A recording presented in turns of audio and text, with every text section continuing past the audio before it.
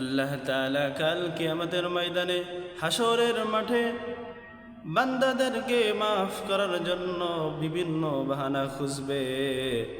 আল্লাহ তাআলা বলবেন, ইয়া ইব্রাহিম,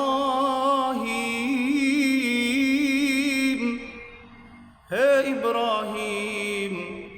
আল্লাহ তাআলার এই নাম ঘোষণা শুনে যত ইব্রাহিম আছে সমস্ত ইব্রাহিম নামের মানুষগুলো হাজির হয়ে যাবে।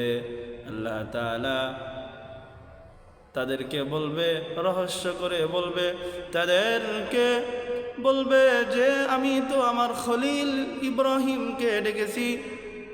কয়, হে আল্লাহ, আমরাও তো ইব্রাহিম। আল্লাহ তাআলা বলে, তোমরা যেহেতু আসছো, তোমরা যেহেতু আমার খলিল ইব্রাহিম নামের সাথে ডাক দেওয়ার কারণে মিলে গেছে তোমাদের নাম, এই জন্য তোমরা যেহেতু আসছো, যাও যাও, তোমাদেরকে আমি মাফ করে জান্নাতবাসী করে দিলাম।